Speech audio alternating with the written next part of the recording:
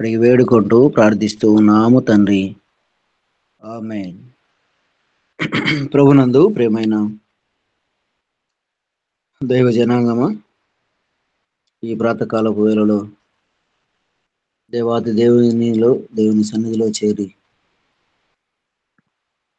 ఆయనతో సహవాసం గడిపే భాగ్యాన్ని దేవుడు మనందరికీ ఆయన అనుగ్రహింపజేశాడు.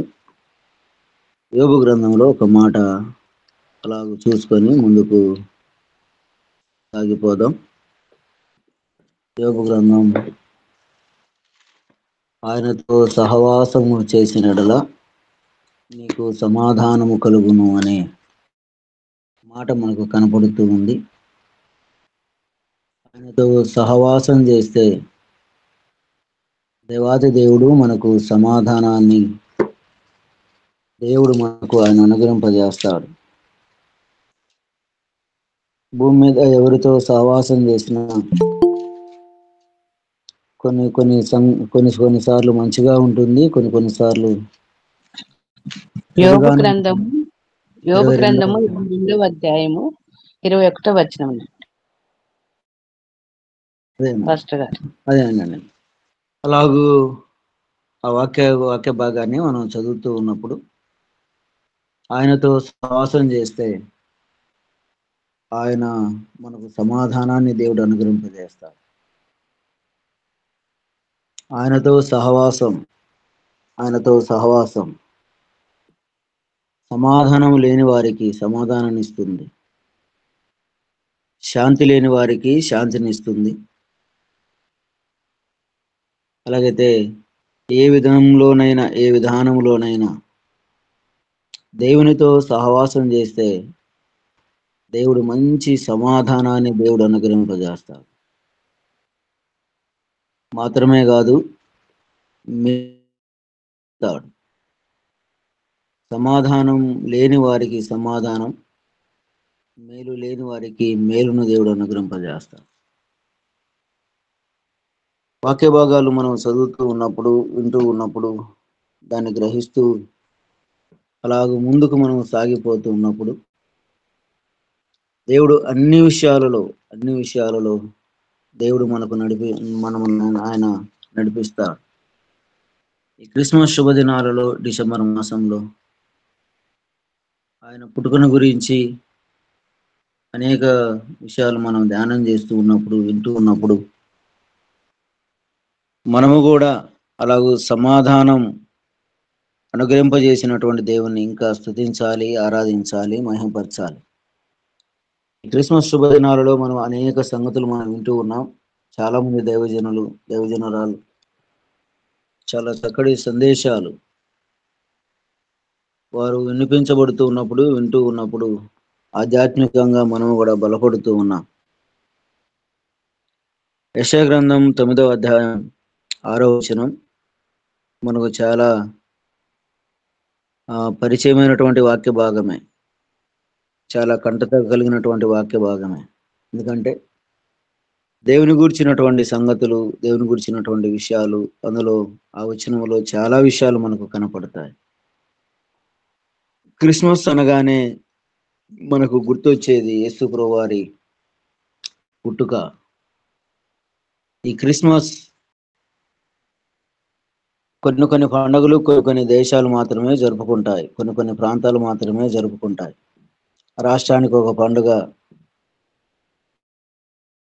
అనే మాట మనకు కనపడుతూ ఉంది. కొన్ని రాష్ట్రాలలో కొన్ని పండుగలను చాలా మంచిగా చేస్తారు, దాన్ని ప్రాముఖ్యంగా చేస్తారు. కానీ ప్రపంచం మొత్తం జరుపుకునే పండగ ఏమిటి అంటే అది క్రిస్మస్ పండగే. ప్రపంచం మొత్తం జరుపుకునే పండగ క్రిస్మస్ పండగే. అందుకే ఆ క్రిస్మస్ మాసాలు ప్రారంభమైనప్పుడు నవంబర్ నుండి డిసెంబర్ వరకు ఆ నెలంతయు సంతోషంగా, సమాధానంగా యేసు ప్రభు పుట్టుకను ఆయన ఆరాధిస్తూ, మహిమపరుస్తూ, స్టార్లు కడుతూ ఆ పండుగ కోసం సిద్ధపడే విధానం మనం గమనిస్తాం. క్రిస్మస్ అనగానే ఒక మంచి మాట మనకు గుర్తుకు వస్తూ ఉంది. ఊరికి అలాగూ జ్ఞాపకం చేస్తానండి. లూకా సువార్త 2వ అధ్యాయం 10వ వచనంలో సంతోషం. క్రిస్మస్ అనగానే సంతోషం, సంతోషం. అదే అధ్యాయంలో మనం గమనిస్తూ ఉన్నప్పుడు 2వ అధ్యాయం 14వ వచనంలో సమాధానము, సమాధానం. అదే అధ్యాయం 2వ అధ్యాయం 11వ వచనంలో రక్షణ కనపడుతూ ఉంది. సంతోషం, సమాధానం, రక్షణ. ఈ క్రిస్మస్లో చాలా విషయాలు ఉన్నాయి కానీ మరి విశేషంగా సంతోషాన్ని ఇచ్చేవాడు దేవుడు, సమాధానాన్ని ఇచ్చేవాడు ఆయన, రక్షణనిచ్చేవాడు. ప్రజలందరికీ కలగబోవు మహా సంతోషకరమైన శుభవర్తమానం. ప్రజలందరికీ, కొంతమందికి కాదు, కొన్ని ప్రాంతాలకు కాదు, కొన్ని దేశాలకు కాదు, ప్రపంచంలో ఉన్న అన్ని దేశాలకు సంతోషం, మానవాళికి సంతోషం. సంతోషముతో పాటు దేవుడు ఏమిస్తూ ఉన్నాడు అంటే సమాధానాన్ని కూడా దేవుడు అనుగ్రహింపజేస్తూ ఉన్నాడు. ఈనాడు అన్నీ ఉన్నాయి కానీ మానవునికి లేనిది ఏంటంటే సంతోషం లేదు. అన్నీ ఉన్నాయి కానీ సమాధానం లేదు, సమాధానం లేదు. అన్నీ ఉన్నాయి కానీ రక్షణ లేదు, రక్షణ లేదు. రక్షణ మనల్ని ఏం చేస్తుంది అంటే శిక్ష నుంచి తప్పిస్తూ ఉంది. ఆ రక్షకుడైనటువంటి యేసు ప్రభువు వారిని స్వీకరించినప్పుడు, నమ్మినప్పుడు, ఆయనతో సహవాసం చేసినప్పుడు మనకు సంతోషాన్ని, సమాధానాన్ని, రక్షణను దేవుడు మనకు ఆయన అనుగ్రహింపజేస్తాడు. ప్రపంచం మొత్తం దేవుని పాదాలు పట్టుకుంటే అంతకంటే సంతోషం, అంతకంటే సమాధానం భూమి మీద ఏదీ లేదు. అందుకే ఆయన ఈ లోకానికి వచ్చినప్పుడు, ఆయన ఈ లోకంలో జన్మించినప్పుడు పరలోక సైన్య సమూహం ఆయనతో కూడా భూమి మీదకి వచ్చి ఒక చక్కటి ఆరాధనను, ఒక చక్కటి మహిమకరమైనటువంటి మాటను వారు జ్ఞాపకం చేస్తూ ఉన్నారు. అదే సమాధానం. ఆ సమాధానకర్త అయినటువంటి దేవుని పాదాల చెంత చేరి దేవుని ఆరాధించగలిగితే, మహిమపరచగలిగితే దేవాది దేవుడు ఆ సమాధానాన్ని మన మీదకి ఆయన ఉంచుతాడు. యెషయా గ్రంథం 9వ అధ్యాయం మనం చదువుకున్నటువంటి లేఖన భాగంలో యెషయా గ్రంథం 9వ అధ్యాయం 6వ వచనంలో దేవాది దేవుడు ఆయన మాటల్లో ఒక చక్కటి మాటను ఆయన జ్ఞాపకం చేస్తూ ఉన్నాడు. ఆయన ఆశ్చర్యకరుడు, ఆయన ఆశ్చర్యకరుడు. నిజమే, దేవుడు ఆశ్చర్యకరుడు, ఆశ్చర్యకరుడు. ఆయన చేసిన ఆశ్చర్యమైనటువంటి కార్యాలు, ఆయన చేసినటువంటి ఒక్కొక్కటి మనం ధ్యానిస్తూ ఉన్నప్పుడు చాలా విషయాలు దేవుడు చేసినటువంటి మంచి మంచి కార్యాలను దేవుడు అక్కడ జ్ఞాపకం చేస్తూ ఉన్నాడు. 9వ అధ్యాయం 6వ వచనంలో ఏలయనగా మనకు శిశువు పుట్టెను, మనకు కుమారుడు అనుగ్రహింపబడెను, ఆయన భుజము మీద రాజ్యభారముండును. ఆశ్చర్యకరుడు, ఆలోచనకర్త, బలవంతుడైన దేవుడు, నిత్యుడగు తండ్రి, సమాధానకర్తయగు అధిపతి అని అతనికి పేరు పెట్టబడును. ఆమేన్. దేవునికి స్తోత్రం. ఏలైనగా మనకు శిశువు పుట్టెను, మనకు కుమారుడు అనుగ్రహింపబడెను. యోహాను సువార్త 3వ అధ్యాయం 16వ వచనములో దేవుడు లోకమును ఎంతో ప్రేమించెను. దేవుడు లోకమును ఎంతగానో ప్రేమించాడు. దానికి హద్దులు లేవు, హద్దులు అనేటువంటిది లేదు. ఆయన ప్రేమ విస్తారమైనటువంటి ప్రేమ. ఆయన గురించి, ఆ ప్రేమను గురించి మనము ఆలోచన కూడా మనం చేయలేం. అంత విస్తారమైనటువంటి ప్రేమ. ఆ ప్రేమలో దయ ఉంది, ఆ ప్రేమలో కృప ఉంది, ఆ ప్రేమలో జాలి ఉంది, ఆ ప్రేమలో కనికరం ఉంది.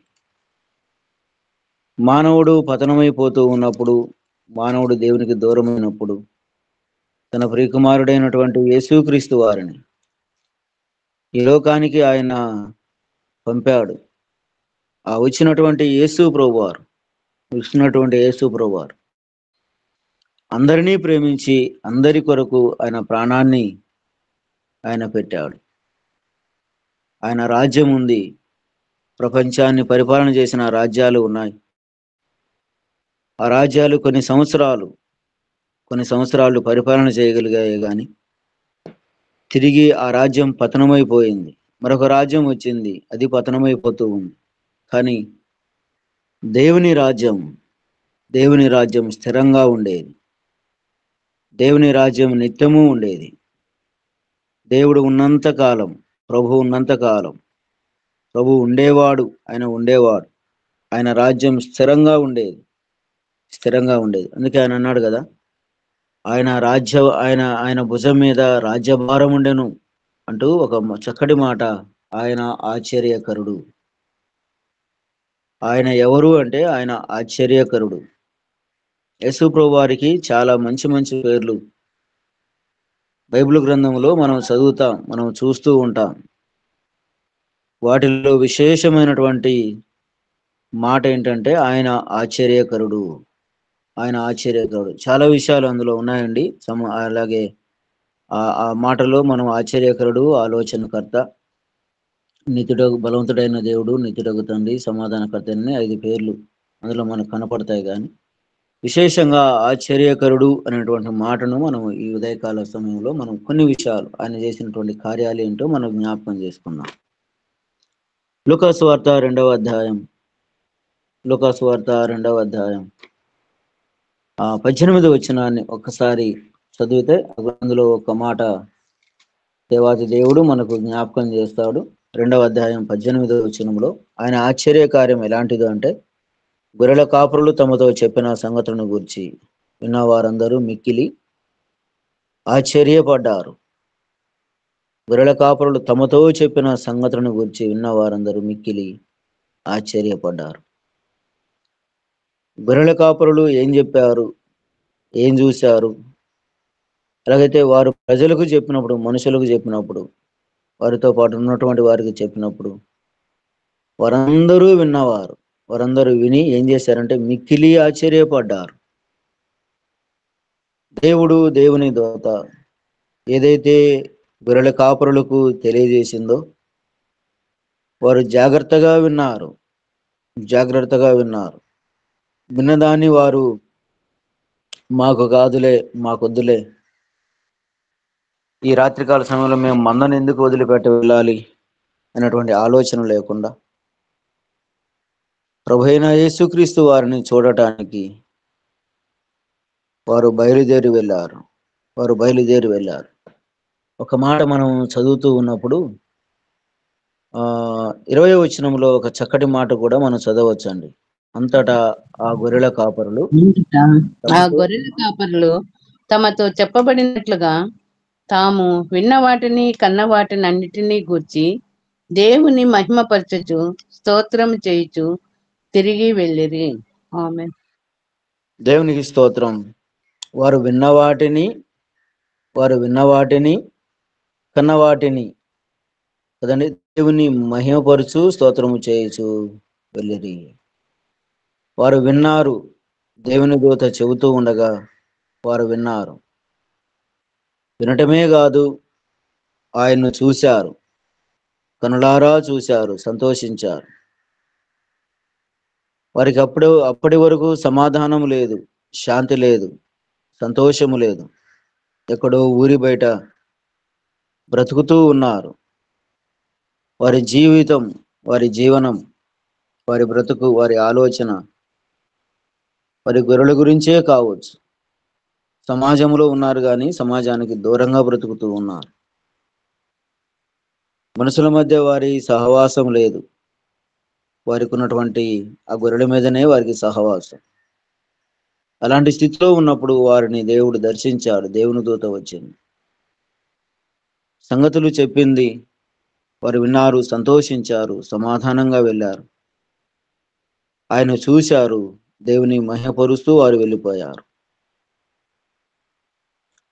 వారు వినటమే, వారు చూడటమే కాదు కానీ విన్నవాటిని, కన్నవాటిని ప్రజలందరికీ వారు జ్ఞాపకం చేశారండి, తెలియజేస్తూ ఉన్నారు. దేవుడు మానవాళిని కూడా దేవుడు రక్షించి పాపశాపం నుంచి విడిపించి స్వార్థికులుగా, దైవజనులుగా, దేవుని వాక్యాన్ని అందించేవారిగా, చెప్పేవారిగా దేవుడు జ్ఞాపకం చేస్తూ ఉన్నాడు, తెలియజేశాడు, ప్రత్యేకపరిచాడు. అనేక మంది నమ్మినప్పటికీ కూడా విశ్వసించినప్పటికీ కూడా ఇంట్లోనే ఉండేవారు లేరా అంటే చాలా మంది ఉన్నారు. అలాగే నమ్మినటువంటి వారి భారం, బాధ్యతను దేవుడు వారికి జ్ఞాపకం చేసి బయటికి వెళ్ళి అడవుల్లో, కొండల్లో, మారుమూల ప్రాంతాలకు వెళ్ళి, పట్టణాలలో, పల్లెటూర్లలో వెళ్ళి సువార్తను ప్రకటిస్తూ దేవుని రాజ్య సువార్తను నమ్మని వారికి నమ్మేటట్లుగా చేసి ఆయన గురించినటువంటి సంగతులు, ఆయన గురించినటువంటి విషయాలు జ్ఞాపకం చేస్తూ, తెలియజేస్తూ వారిని రక్షణలోనికి నడిపించేవారు చాలా మందే ఉన్నారు. అందును బట్టి దేవునికి స్తోత్రం. ఆ భారం, బాధ్యతను కూడా దేవుడు మనకిచ్చాడు. దేవుడు తన దాసులైన ధనరాజయ్య గారికి, వారి కుటుంబాన్ని కూడా దేవుడు అనుగ్రహింపజేశాడు. ఇలాగూ జూమ్ మీటింగ్ ద్వారా, ఈ మీట్ ద్వారా ప్రాతకాల పేరులో అనేక మందిని వారు దేవునిలో నడిపిస్తూ ఉన్నారు. దేవునికి స్తోత్రం. గొర్రెల కాపరులు వారు తెలియజేస్తూ ఉన్నప్పుడు ప్రజలందరూ విన్నారు, మిక్కిలి ఆశ్చర్యపడ్డారు. వీరికి ఇంత ఆలోచన ఎలా వచ్చింది, ఇంత జ్ఞానం ఎలా వచ్చింది అనేటువంటి ఆశ్చర్యం. ఆయన పుట్టుకలో కదండి, ఆయన బెత్లెహేములో ఆ సంగతులు వారు వింటూ ఉన్నప్పుడు ఆశ్చర్యాన్ని కలిగించింది. ఆయన ఆశ్చర్యకరుడు. ఆయన చేసే ఆశ్చర్యకరమైనటువంటి కార్యాలు కూడా అలాంటివే. లూకాసు వార్త 2వ అధ్యాయం లేక 4వ అధ్యాయం 32వ వచనంలో కూడా మనం ఒక మాటను జ్ఞాపకం చేసుకుంటే అక్కడ కూడా ఒక సంగతి మనకు జ్ఞాపకం ఉంది. లూకాసు వార్త 4వ అధ్యాయం 32వ వచనంలో ఒక చక్కటి మాటను మనం జ్ఞాపకం చేసుకుంటే చూడండి. ఆయన వాక్యము అధికారముతో కూడినదై ఉండెను గనుక ఆయన బోధకు ఆశ్చర్యపడిరి. ఆయన బోధకు ఆశ్చర్యపడ్డారు. ఎలాంటిది ఆయన బోధ, ఎలాంటిది ఆయన వాక్యాన్ని వినిపింపజేస్తూ ఉన్నాడు. ఆయన బోధ, ఆయన చెప్పే సంగతులు ఎలా ఉన్నవి అని మనం గమనిస్తే ఆయన వాక్యము అధికారముతో కూడినదై ఉండెను. ఆయన చెప్పే సంగతులు, ఆయన చెప్పే విషయాలు ఎలా ఉన్నాయంటే ఖచ్చితంగా ఉన్నాయి. అందులో ఎలాంటి విధానము లేదు. ఎందుకంటే నేడున్నటువంటి పరిస్థితిలో చాలా మంది వాక్యాన్ని ఖచ్చితంగా చెప్పాలి అంటే భయం, వాక్యాన్ని ఉన్నది ఉన్నట్లుగా ఖండించి చెప్పాలంటే భయం. కారణం మనం ఎరిగినటువంటి వారమే. సంఘాలలో అక్కడక్కడ మనం గమనిస్తూ ఉన్నప్పుడు, దైవజనులు వాక్యాన్ని ప్రకటిస్తూ ఉన్నప్పుడు, బోధిస్తూ ఉన్నప్పుడు ఒకవేళ పరిశుద్ధాత్మ దేవుడు వారిని సంధిస్తే, ఆ వాక్యం వారి హృదయంలో ఫలిస్తే లేక ఆ గుచ్చుకుంటే కొంతమంది దానికి లోబడతారు, వాక్యానికి లోబడతారు, కొంతమంది లోబడరు. ఈ మాటలు మా కొరకే కదా, మావే కదా, మా గురించే కదా అని వారు అపార్థం చేసుకుంటూ కొంత సంఘానికి, దైవజనులకు దూరం అయ్యేవారు లేరా అంటే చాలా మందే కనపడతారు. అయితే దేవుని వాక్యం ఎలాంటిది అని మనం గమనిస్తే అధికారముతో కూడినటువంటిది. ఆయన నోటి నుంచి వచ్చే ప్రతి మాట సత్యమైనటువంటిది. అందులో సత్యం ఉంది. అందుకే తిమోతి పత్రికలో అపొస్తలుడైన పౌలు అంటాడు కదండి, చక్కటి మాట, నువ్వు ఖండించుము, బుద్ధి చెప్పుము. దైవజనుడు ఎలా ఉండాలి అంటే ఉన్నది ఉన్నట్లుగా, తెలిసినట్లుగా దేవుని వాక్యములో నుండే మనం చెప్పాలి. మరో ఇతర అంశంలోనికి మనం వెళ్ళకూడదు, ఇతర మాటలోనికి వెళ్ళకూడదు. వాక్యాన్ని దాటి అది వెళితే అది అధికారముతో కూడినటువంటిది కాదు. వాక్యం అధికారముతో నిండింది. భక్తుడైన యోహాను భక్తుడు కూడా ఉన్నది ఉన్నట్లుగా ఆనాడున్నటువంటి సమాజానికి ఆయన జ్ఞాపకం చేస్తాడు.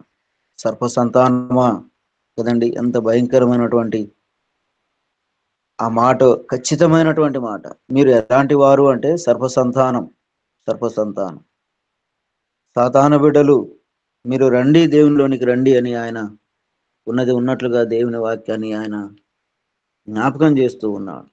దేవాతి దేవుడు కూడా ఆయన జీవిస్తున్నటువంటి దినాలలో, దేవుని వాక్యాన్ని ప్రకటిస్తున్నటువంటి దినాలలో ఆయన వాక్యము అధికారముతో కూడినదై ఉండెను. విన్నవారందరూ ఆయన బోధకు ఏం చేశారండి? ఆశ్చర్యపడ్డాడు. ఆయన ఆశ్చర్యకరుడు, ఆయన ఆశ్చర్యకరుడు. ఆయన పుట్టుకలో ఆశ్చర్యం ఉంది, ఆయన పెరుగుతూ ఉన్నప్పుడు ఆశ్చర్యం ఉంది, ఆయన మరణించినప్పుడు కూడా కదండి ఆశ్చర్యమే, ఆయన పునరుత్థాన దినములో కూడా ఆశ్చర్యమే. ఇలాగ మనం ఒక్కొక్కటిగా మనం ధ్యానం చేస్తూ ఉన్నప్పుడు దేవుడు ఆశ్చర్యకరుడు, ఆశ్చర్యకరుడు, ఆశ్చర్యకరుడైనటువంటి దేవుణ్ణి విశ్వసించి నమ్మి ఆయన సన్నిధితో ప్రణమిల్లితే, సాగిలపడితే దేవుడు మన ఎడల కూడా ఆయన ఆశ్చర్యకరమైనటువంటి కార్యాలను ఆయన జరిగిస్తాడు. దాటి వెళదాం.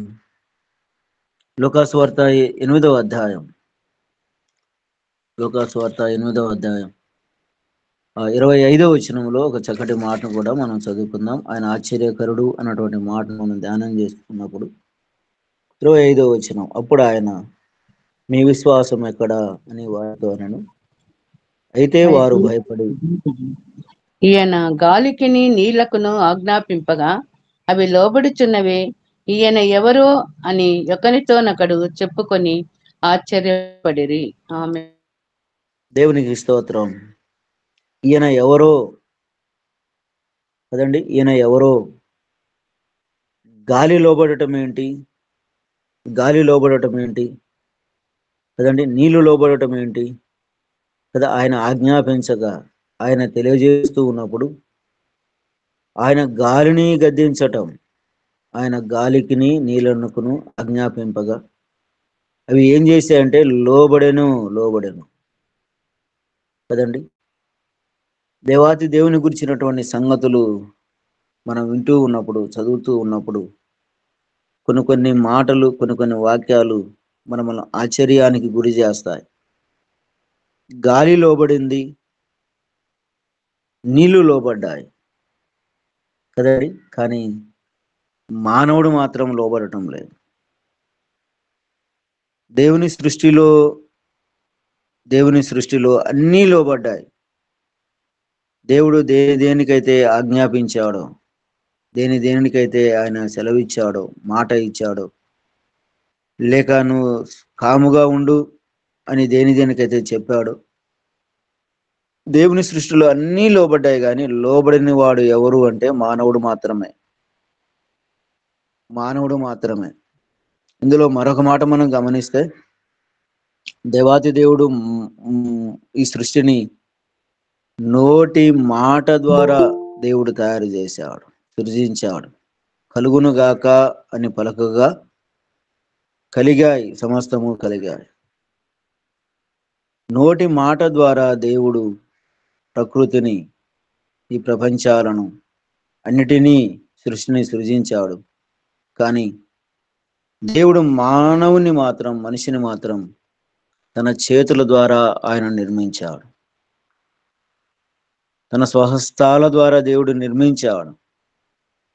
నోటి ద్వారా ఆజ్ఞాపించగా కలిగిన ఈ సృష్టి మొత్తం దేవునికి లోబడింది. ప్రేమించి ఇష్టపడి తన పోలిక చొప్పున నిర్మించినటువంటి మానవుడు మాత్రం,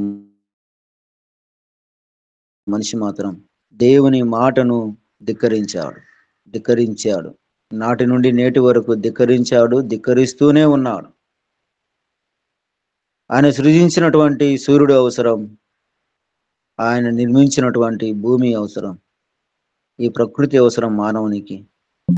కానీ సూర్యుడి అవసరం, భూమి అవసరం, ఈ ప్రకృతి అవసరమే గాని మానవునికి ఇవన్నీ నిర్మించినటువంటి దేవుడు మాత్రం అవసరం లేదు. ఇవన్నీ నిర్మించినటువంటి దేవుని మాత్రం కదండి జ్ఞాపకం చేసుకోవటం లేదు. అలాగైతే దేవాతి దేవుడు ఇక్కడ జ్ఞాపకం చేస్తూ ఉన్నటువంటి మాట ఏంటంటే, ఆ శిష్యులు అంటూ ఉన్నారు ఆయన సముద్రం మీద వెళుతూ, అలాగూ గాలి తుఫాను వచ్చినప్పుడు, నీరు అవి వచ్చినప్పుడు వారిని గద్దిస్తూ పలికినటువంటి మాట అలాగూ జ్ఞాపకం చేస్తూ ఉన్నాడు ఆయన కదండి. అలాగైతే ఈయన శిష్యులు అంటూ ఉన్నారు 25వ వచనంలో, ఈయన గాలిని నీళ్లకును ఆజ్ఞాపింపగా అవి లోబడుచు ఉన్నాయి కదా. అవి చూసినటువంటి శిష్యులు అన్నారు, ఈయన ఎవరో అని ఒకనితో ఒకడు చెప్పుకొని ఆశ్చర్యపడ్డారు. ఈయన ఎవరో అనుకొని వెళుతూ ఉన్నారు. ఆయన పిలిచాడు, వెళ్ళాడు, లోబడ్డారు, మంచిదే. కానీ ఒక్కొక్క విషయాలు వారు ఆయన నుంచి నేర్చుకుంటూ ఉన్నప్పుడు, ఆయన చేస్తున్నటువంటి ఆశ్చర్యకరమైనటువంటి కార్యాలను చూస్తూ వారు శక్తులయ్యారు. ఆశ్చర్యానికి లోనే ఈయన ఎవరు కదండి. ఆయన ఎవరు అంటే ఆయన ఆశ్చర్యకరుడు. ఆయన చేసే ఆశ్చర్యకరమైనటువంటి కార్యాలు వారు చూస్తూ ఉన్నప్పుడు, శిష్యులైనటువంటి వారు చూస్తూ ఉన్నప్పుడు, ఒక్కొక్కటిగా ఆయన దగ్గరుండి చూస్తూ ఉన్నప్పుడు అనేక మందిని రక్షించటం, అనేక మందికి ఆహారం పెట్టడం, అనేక మందిని బాగు చేయటం, అనేక మందిని స్వస్థపరచటం, అనేక మందిని లేపటం, చనిపోయినటువంటి వారిని లేపటం, అనారోగ్యంగా ఉన్నటువంటి వారిని ఆయన బాగు చేయటం చూస్తూ ఉన్నప్పుడు వారు ఆశ్చర్యానికి లోనయ్యారు. ఆయన ఆశ్చర్యకరుడు అనే మాటను మనం గమనిస్తూ ఉన్నాం. అంత మాత్రమే కాదు కానీ అదే లూకాసు వార్త 9వ అధ్యాయం 42వ వచనం కూడా మనం చదివితే, 42వ వచనం కూడా మనం చదివితే అక్కడ కూడా ఒక శ్రేష్టమైనటువంటి మాటను మనం గమనించగలం. వాడు వచ్చుచుండగా ఆ దయ్యము వానిని పడద్రోసి విలవిలలాడించెను. యేసు ఆ అపవిత్రాత్మను గద్దించి బాలుని స్వస్థపరిచి వాని తండ్రికి అప్పగించెను. ఆమేన్. దేవునికి స్తోత్రం. అప్పగించను కనుక అందరూ దేవుని మహాత్మ్యమును ఆశ్చర్యపడిరి కదండి. దయ్యాలపై ఆయన అధికారం అక్కడ ఉన్నటువంటి ప్రజలందరినీ ఏం చేసింది అంటే ఆశ్చర్యాన్ని కలిగింపజేసింది. ఈ వ్యక్తి దెయ్యముతో పీడింపబడుతూ ఉన్నాడు, సాతాను చేత పీడించబడుతూ ఉన్నాడు కదండి. అపవిత్రాత్మను గద్దించి ఆ వ్యక్తి జీవితం ఎలా ఉంది అంటే కదండి, ఆ వ్యక్తి ఆ దయ్యాలు వానిని పడద్రోసి విలవిలలాడించెను. యేసు ఆ అపవిత్రాత్మను గద్దించి బాలుని స్వస్థపరిచి వాని తండ్రికి అప్పగించెను. ఆ మహత్కార్యమును చూసినటువంటి వారందరూ ఏం చేశారు అంటే ఆశ్చర్యపడ్డారు. ఒక వ్యక్తి బాగులేకపోతే సాతానుగాడు అలాగా ఆ వ్యక్తిని అల్లాడిస్తూ ఉండే, ఆ వ్యక్తి విలువిల్లాడుతూ ఉన్నాడు. దేవుడు అపవిత్రాత్మను గద్దించాడు. ప్రజలందరూ చూశారు. చూసిన వారందరూ ఈ పిల్లవాడు ఏమైపోతాడో అనేటువంటి భయం. కానీ ప్రభువైన యేసుక్రీస్తు వారు అక్కడ ఉన్నాడు. ఆ వ్యక్తిని చూశాడు, బాలుని చూశాడు, ఆ వ్యక్తిని ప్రేమించాడు, అతనిలో ఉన్నటువంటి సాతాను గద్దించాడు. అది ఎప్పుడైతే వెళ్ళిపోయిందో అక్కడ ఉన్నటువంటి ప్రజలు అనుకున్నారు, ఆ జరిగినటువంటి అద్భుత కార్యాన్ని చూసి ఆశ్చర్యపడ్డారు. ఇలాగూ ఆ వ్యక్తి బాధపడుతున్నాడే, ఆ వ్యక్తి ఎంతో బాధను లోనవుతున్నాడే, కానీ దేవుడు యేసుప్రభువు వారు అక్కడికి వచ్చి ఆయన వ్యక్తిని బాగు చేసి స్వస్థపరిచి ఆ వ్యక్తిని చూసినప్పుడు, లేక ఆ బాలుని చూసినప్పుడు ఆశ్చర్యానికి లోనయ్యారు. ఈయన ఎవరో ఈయనకు అన్నీ లోబడుతూ ఉన్నాయి. గాలి లోబడింది కదండి, సాతానుగాడు లోబడుతూ ఉన్నాడు. ఒకే ఒక్క మాట, నోటి నుంచి వచ్చే ప్రతి మాట. మనం కూడా ఆ ద్వితీయోపదేశ కాండం 8వ అధ్యాయంలో ఒక చక్కటి మాటను మనం చదువుకున్నాం. ఆయన మాట ఎలాంటిది అంటే 3వ వచనంలో, ఆహారముననే కాక యెహోవా సెలవిచ్చిన ప్రతి మాట వలన నరులు బతుకుదురని బ్రతుకుతారు. నీకు బ్రతుకుతారు. తెలియజేయటకు ఆయన నిన్ను అణచి నీకు ఆకలి కలుగజేసి నీవే గాని నీ పితరులే గాని ఎన్నడెరుగని మన్నాతో నిన్ను పోషించెను. దేవునికి స్తోత్రం కదండి. ఆహారం 430 సంవత్సరాలు దేవుడు వారిని పోషించాడు. ఆశ్చర్యం కాదా కదండి. ఆకాశం నుండి మన్నాను దేవుడు కురిపించాడు. మన్నాను గురించి దేవుడు మనం జ్ఞాపకం చేసుకొని చాలా సంగతులు కదండి. 3వ వచనంలో ఆయన అంటాడు కదా, ఆయన నిన్ను అణచి నీకు ఆకలి కలుగా చేసి నీవే గాని నీ పితరులే గాని ఎన్నడెరుగని మన్నాతో నిన్ను పోషించాడు. దేవుడు మన్నాతో తన ప్రజలను ఆయన పోషించాడు. దేవుడు ఈనాడు నిన్ను నన్ను పోషిస్తూ ఉన్నాడు. 2025 సంవత్సరం నాటి నుండి జనవరి 1వ తారీఖు నుంచి డిసెంబర్ మాసము ఆఖరి దినాలలో మనం ఉన్నాం. నేటి వరకు దేవుడు మనల్ని పోషిస్తూనే ఉన్నాడు. పోషకుడైనటువంటి వాడు దేవుడు, పోషించేవాడు దేవుడు. ఆహారం వలనే కాక యెహోవా సెలవిచ్చిన ప్రతి మాట వలన ఏం చేస్తారండి? మానవులు బ్రతుకుతారు. ఆహారం బలాన్ని ఇస్తుంది, శక్తినిస్తుంది, జీవింపజేస్తుంది. కానీ దేవుని వాక్యం మనమును భూమి మీద నివసింపజేస్తుంది, బ్రతికిస్తూ ఉంది. మాత్రమే కాదు, పరలోకంలో కూడా ఆ వాక్యం ద్వారా మనము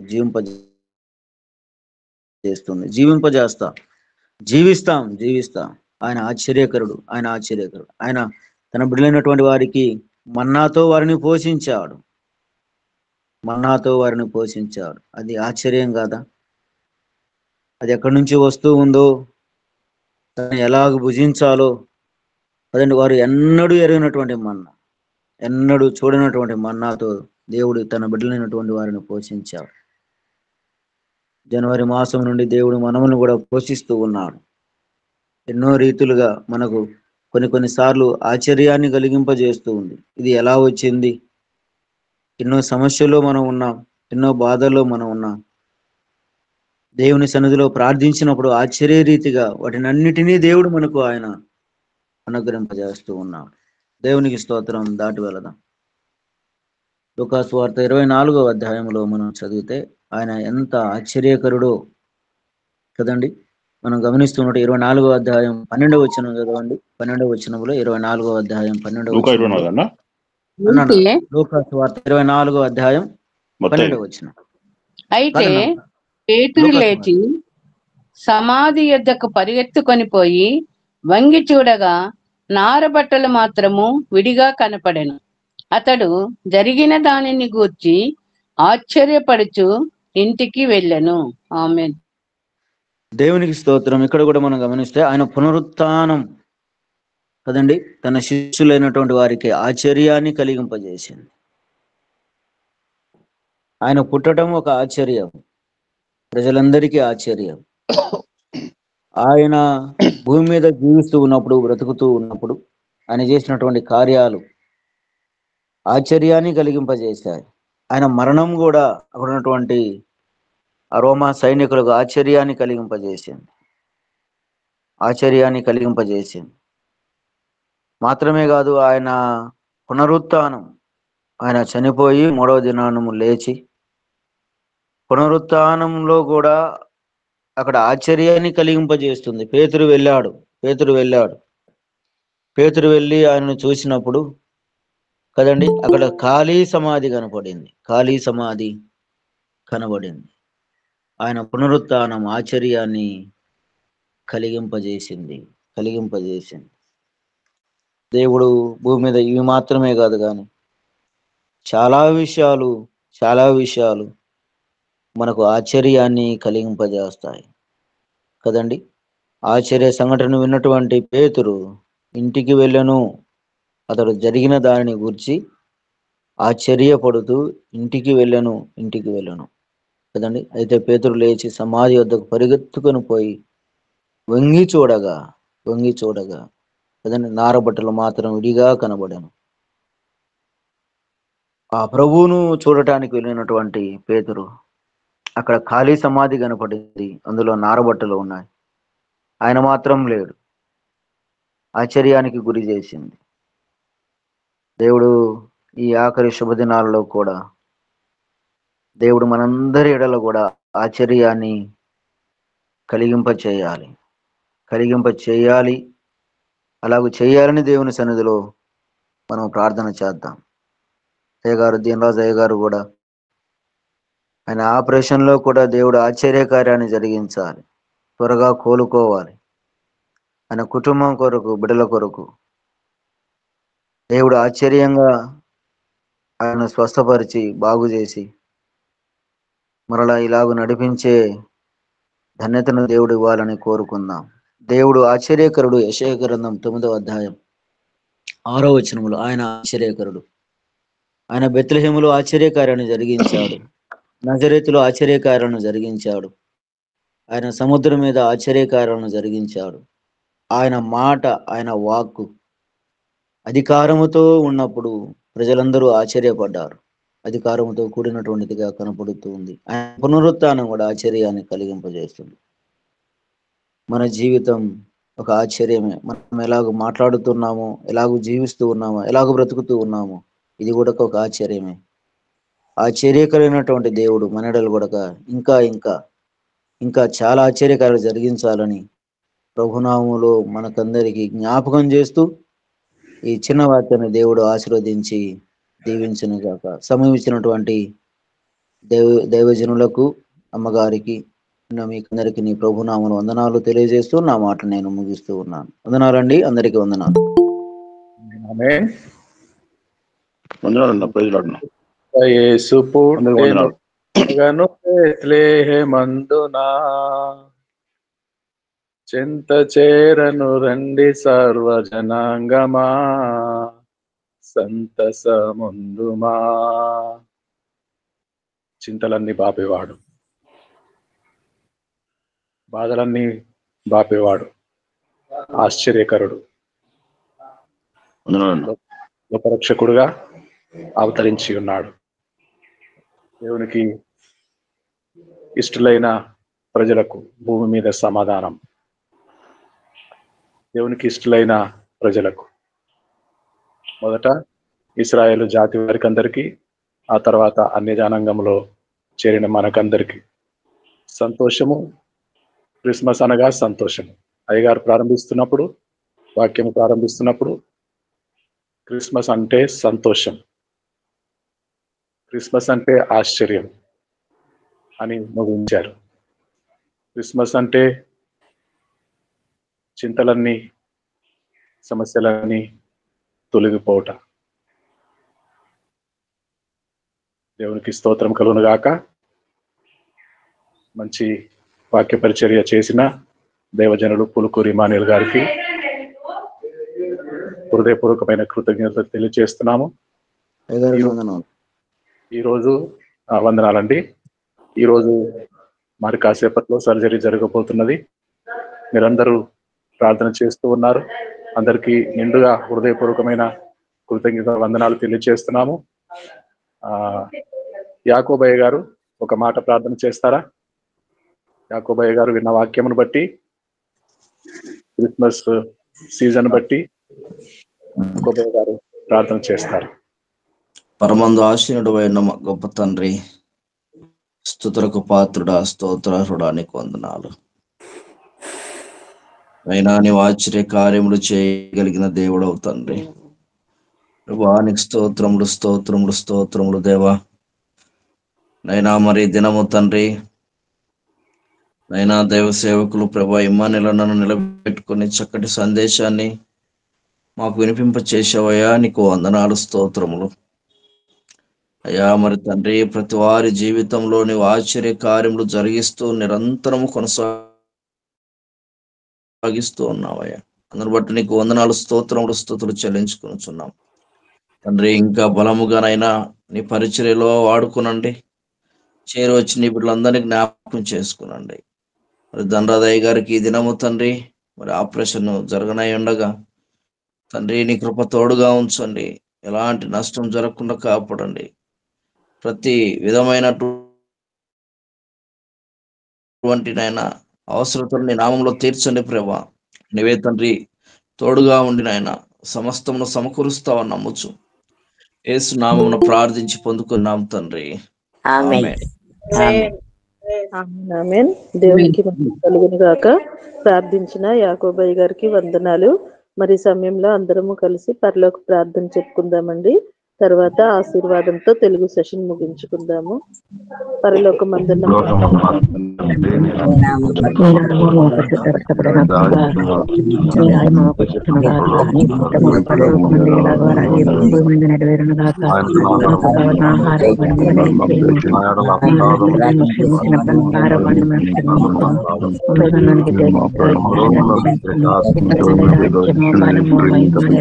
నిరంతరం